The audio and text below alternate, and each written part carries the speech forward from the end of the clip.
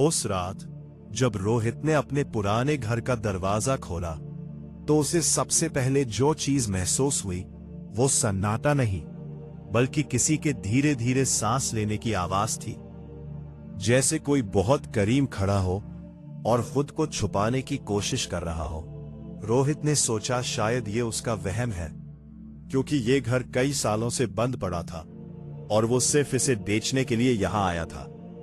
लेकिन जैसे ही उसने एक कदम अंदर रखा, दरवाजा अपने आप पीछे से बंद हो गया और पूरे घर में अजीब सी ठंड फैल गई।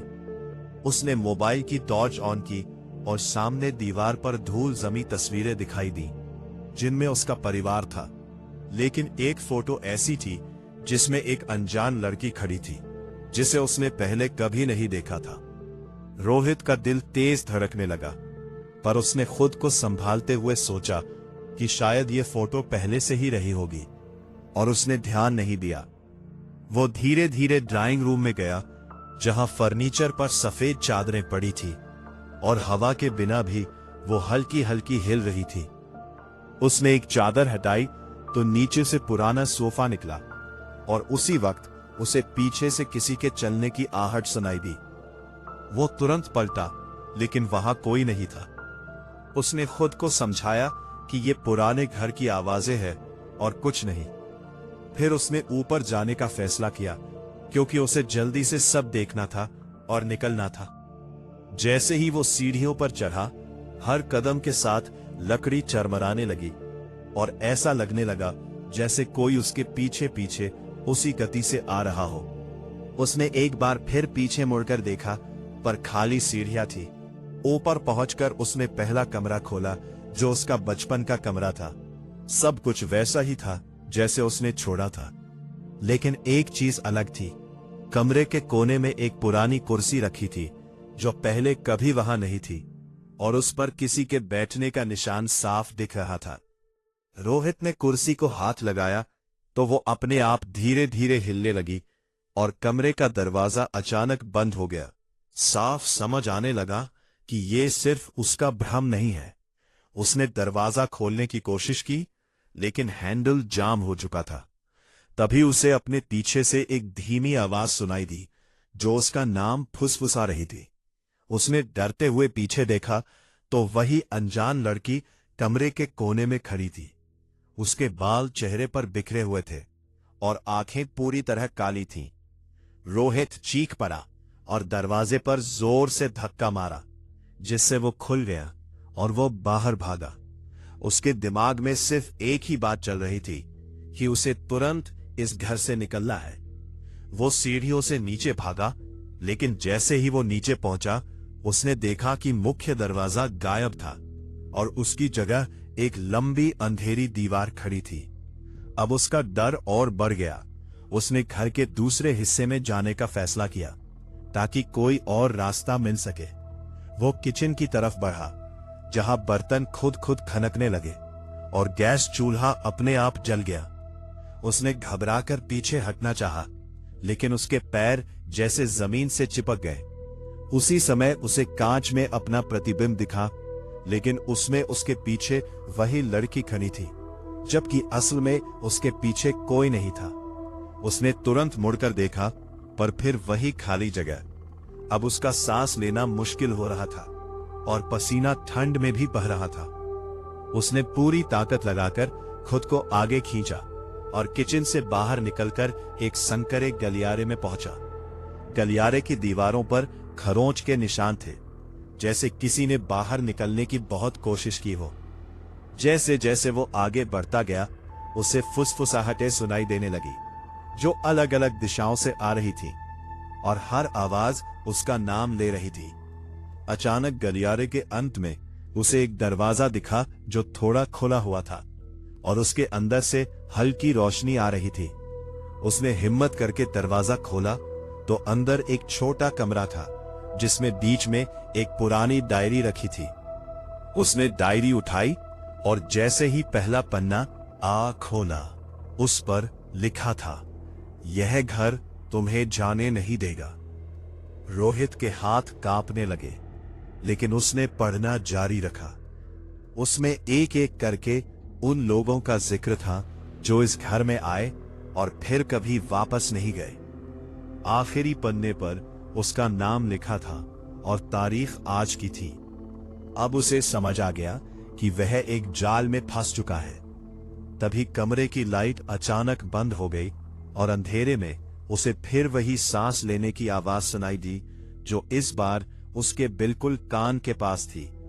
उसने डर के मारे आंखें बंद कर ली, लेकिन जब उसने उन्हें खोला तो वह अकेला नहीं था, क्योंकि वह लड़की अब उसके सामने खड़ी थी।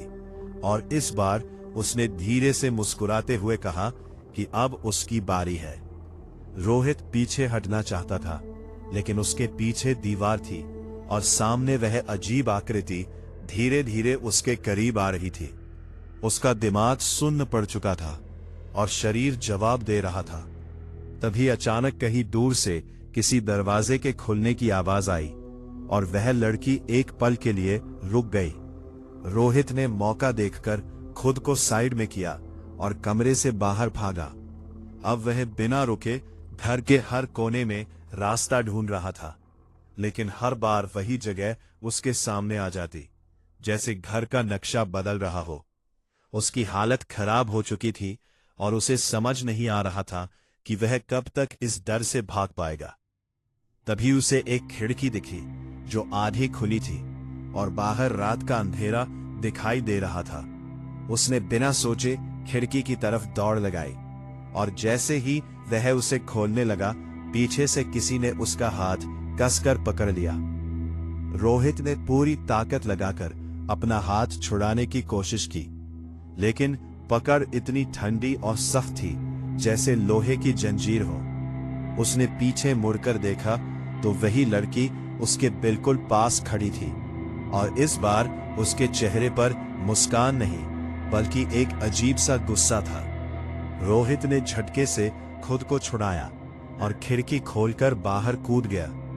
वह जमीन पर गिरा और कुछ सेकंड के लिए उसे कुछ समझ नहीं आया, लेकिन जैसे ही उसने उठकर पीछे देखा तो घर वैसा ही खड़ा था जैसे कुछ हुआ ही ना हो। दरवाजा खुला था और अंदर से कोई आवाज नहीं आ रही थी। रोहित को लगा शायद वो किसी तरह बच निकला है, लेकिन उसके मन में सवाल थे कि आखिर अंदर क्या था और वो लड़की कौन थी। उसने जल्दी से अपनी गाड़ी स्टार्ट की और वहां से निकल गया। रास्ते भर उसका दिमाग उसी घर में अटका रहा और हर मोड़ पर उसे ऐसा लग रहा था जैसे कोई उसकी गाड़ी के पीछे बैठा हो। उसने रियर व्यू मिरर में कई बार देखा, लेकिन हर बार उसे सिर्फ खाली सीट दिखाई दी। सुबह होते ही वो शहर पहुंचा और सीधे अपने दोस्त अमन के पास गया। अमन ने उसकी हालत देखी तो तुरंत पानी दिया और पूछा कि क्या हुआ। रोहित ने पूरी रात की बात बताई, लेकिन अमन को यह सब सुनकर यकीन नहीं हुआ और उसने इसे डर का असर कहा। फिर भी रोहित ने उसे वो डायरी के बारे में बताया जो उसने उस कमरे में देखी थी। अमन ने सुझाव दिया कि अगर सच में कुछ है तो उसे साबित करना होगा, और दोनों ने तय किया कि वे दिन के समय उस घर में वापस जाएंगे। दोपहर को जब वे वहां पहुंचे तो घर बिल्कुल शांत था और दिन की रोशनी में वो उतना डरावना नहीं लग रहा था। रोहित थोड़ी हिम्मत के साथ अंदर गया और अमन उसके पीछे था। उन्होंने हर कमरे को ध्यान से देखा, लेकिन सब कुछ सामान्य लगा, जैसे पिछली रात कुछ हुआ ही ना हो।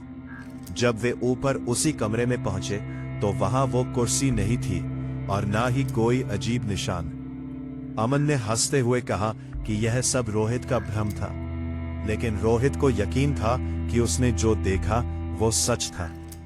तभी रोहित की नजर कमरे के कोने में पड़ी एक छोटी सी अलमारी पर गई जो आधी खुली हुई थी। उसने उसे खोला तो अंदर वही पुरानी डायरी रखी थी जिसे उसने पिछली रात देखा था। अब अमन भी चौंक गया, क्योंकि यह चीज किसी कल्पना का हिस्सा नहीं हो सकती थी। रोहित ने डायरी उठाई और इस बार दोनों ने मिलकर पढ़ना शुरू किया। उसमें लिखी कहानियां पहले जैसी ही थी, लेकिन अब आखिरी पन्ने पर सिर्फ रोहित का नहीं बल्कि अमन का नाम भी लिखा था और तारीख आज की थी। दोनों के चेहरों का रंग उड़ गया अमन ने तुरंत कहा कि उन्हें ये जगह छोड़ देनी चाहिए, लेकिन जैसे ही वे मुड़े, कमरे का दरवाजा अपने आप बंद हो गया और खिड़कियां भी जाम हो गईं। अब दिन के उजाले में भी कमरे का माहौल अचानक भारी और ठंडा हो गया। उन्हें महसूस हुआ कि कोई उनके बहुत करीब खड़ा है। अमन ने घबराकर दरवाजा खोलने की कोशिश की, लेकिन वो हिल भी नहीं रहा था। तभी कमरे की दीवार पर लगी तस्वीर अपने आप गिर गई और पीछे एक छुपा हुआ हिस्सा दिखाई दिया, जिसमें कई पुराने कागज और फोटो रखे थे। रोहित ने एक फोटो उठाई जिसमें वही लड़की खड़ी थी और उसके साथ एक आदमी था जो बिल्कुल रोहित जैसा दिख रहा था। फोटो के नीचे तारीख कई साल पुरानी थी। ये देखकर रोहित के हाथ कांपने लगे और उसके दिमाग में सवालों का तूफान उठ गया कि ये कैसे संभव है। तभी कमरे में फिर से वही फुसफुसाहट गूंजने लगी और इस बार आवाज सिर्फ रोहित का नाम नहीं बल्कि अमन का नाम भी ले रही थी। दोनों ने एक दूसरे की तरफ देखा और समझ गए कि अब ये सिर्फ डर नहीं बल्कि कुछ ऐसा है जो उन्हें छोड़ने वाला नहीं है। अचानक अलमारी के अंदर रखी डायरी अपने आप खुल गई और उसके पन्ने तेजी से पलटने लगे, जैसे कोई अदृश्य ताकत उन्हें पढ़ रही हो। आखिरी पन्ने पर शब्द बदलने लगे और अब उस पर लिखा था, भागने की कोशिश बेकार है। ये देखकर अमन ने घबराकर खिड़की तोड़ने की कोशिश की, लेकिन कांच पत्थर की तरह सख्त हो चुका था। उसी समय कमरे का तापमान और गिर गया और उनकी सांसों से धुंध निकलने लगी। रोहित ने धीरे धीरे पीछे मुड़कर देखा और पाया कि वो लड़की अब कमरे के बीच में खड़ी है और उसकी आंखें सीधे उन दोनों पर टिकी हैं। इस बार वो और भी करीब थी और उसकी मौजूदगी पहले से ज्यादा भारी लग रही थी। अमन ने डर के मारे पीछे हटना चाहा, लेकिन उसके पैर फिसल गए और वो जमीन पर गिर पड़ा। उसे उठाने की कोशिश की, लेकिन तभी उस लड़की ने अपना हाथ उठाया और कमरे में रखी चीजें अपने आप हिलने लगी।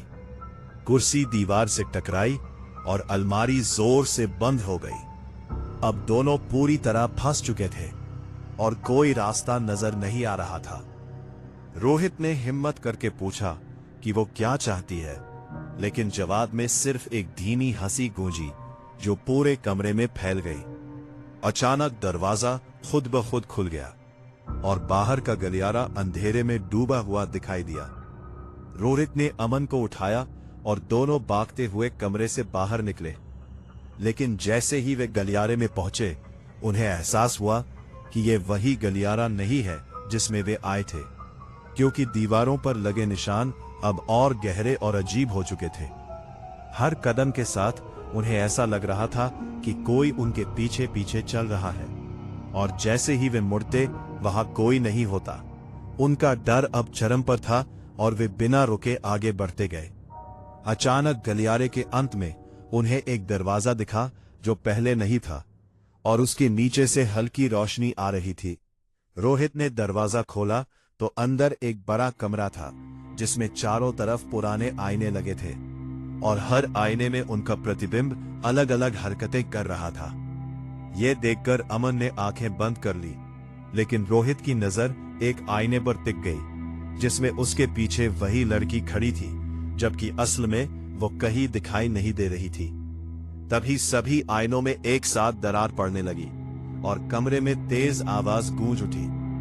रोहित ने महसूस किया कि अब कुछ बहुत बुरा होने वाला है और उन्हें तुरंत यहां से निकलना होगा, लेकिन इससे पहले कि वे कोई फैसला कर पाते, आईनों के टूटे हुए टुकड़ों में से अंधेरा फैलने लगा और वो अंधेरा धीरे धीरे उनकी तरफ बढ़ने लगा, जैसे उन्हें अपने अंदर खींचना चाहता हो। रोहित ने अमन का हाथ कसकर पकड़ा और पीछे हटने लगा, लेकिन रास्ता फिर से गायब हो चुका था और अब उनके सामने सिर्फ वही बढ़ता हुआ अंधेरा था। रोहित ने आखिरी हिम्मत जुटाकर अमन का हाथ और कस लिया और पीछे हटते हुए चारों तरफ नजर दौड़ाई तो उसे कमरे के कोने में एक छोटा सा दरवाजा दिखा जो पहले दिखाई नहीं दे रहा था। उसने तुरंत उसी दिशा में दौड़ लगाई और अमन को खींचते हुए वहां पहुंचा। दरवाजा आधा खुला था और अंदर से हल्की सी ठंडी हवा आ रही थी। जैसे ही वे दोनों अंदर घुसे, दरवाजा अपने आप बंद हो गया और बाहर का शोर अचानक खत्म हो गया।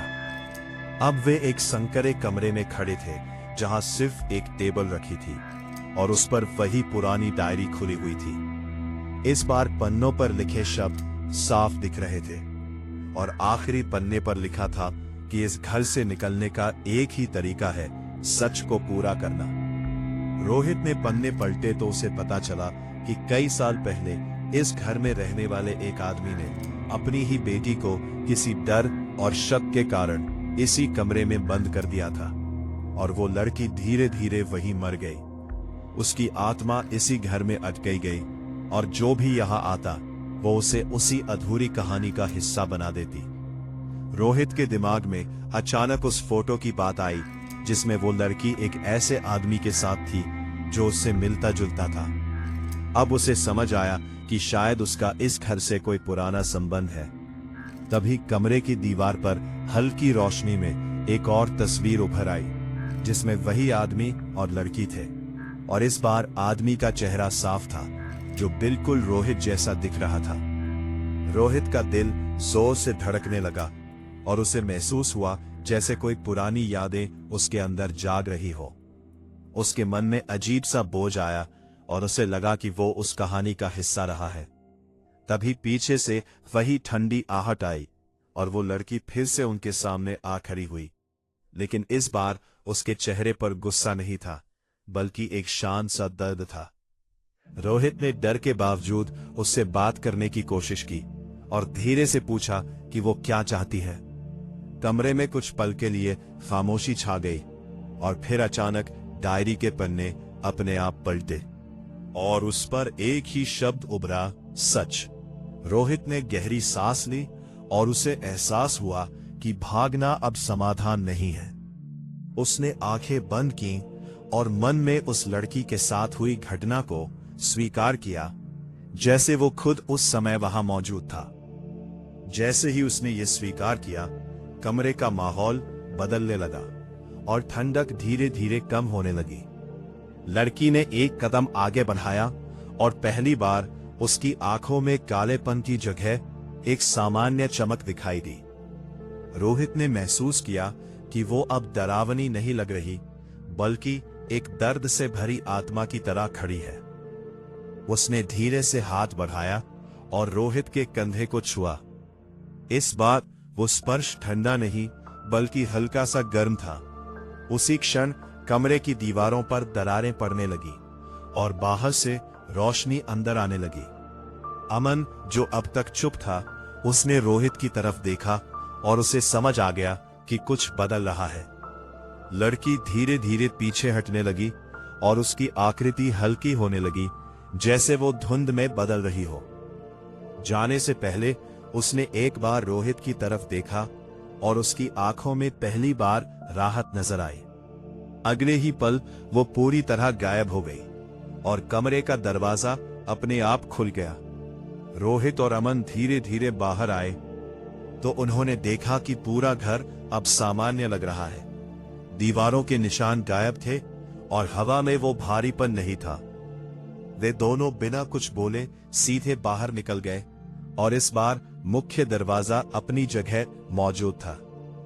जैसे ही वे बाहर आए, सूरज की रोशनी ने उन्हें घेर लिया और दोनों ने एक लंबी सांस ली। रोहित ने पीछे मुड़कर घर को देखा तो अब वो बस एक पुराना खाली मकान लग रहा था। उन्होंने वहां से हमेशा के लिए जाने का फैसला किया और शहर लौट आए।